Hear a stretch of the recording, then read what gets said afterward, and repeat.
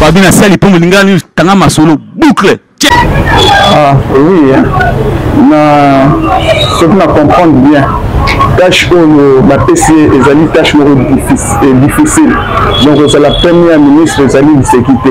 Et que c'est vrai que ça l'a bien parce que pour travailler dans la femme leader, pour employer dans ma AP, ça fait ma candidature. Pour ma chinois sur le sanganité et pour permettre que Batouba ne va pas évoluer.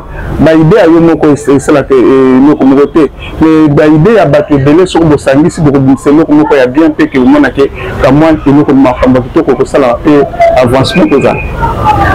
Et tant que nous allons dans l'état besoin état et puis nous maman Mokonzi, maman Judith, famille ministre dame, travailler dans la femme leader et la femme capable. Mais justement, on a eu tout répondre. Ce qui est ça pour ça travailler dans la femme leader basée belé, trouver bien bateau il y a médium pour rechercher communion na ba femme leader pour que ba kutana na ye ko ba travailler ensemble. Je pense que déjà au Kambaka déjà au temps pour le les fondateurs donc que la femme leader mais il faut que on a atteint la multiplicité avec des traités à zéro la 4 états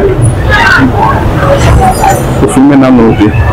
Oui, c'est pour na état mais ça la politique. Mais ceux qui ont délégué à mon ceux qui ont candidaté à bisoper d'association aux alliés de l'ONG Moussoussou et biso la présidente tout futana et que ça la paix Sengoming pour que nous avons bâti les makambu na biso mayele na biso te ya mukie. On peut na cas social bafini basa koregrete mpona biloko ndenge eza komataka situation ezo mataka ndenge azwi place wana amekana mpe bamekana kotala bamama basepeli kutu ndenge akomona peut-être akokanisela bango po bia biloko ekita tala. Oui, na côté social bafini basa kose plaindre parce que mbongo ezozala mpenza te biloko ezomataka kaka komata. Alors il faut batala situation sur la cas social wana non seulement na makambo ya biloko tal mais na situation de les au sein que makawana cas social ba bundela batu kikote na etam to muto asadere et il faut article 7000 ya adhésion et à respecter la condition de 5000 francs et tant que ça limite que vouloir na basina libal et na ba chaque arrondissement de la ville de Kinshasa.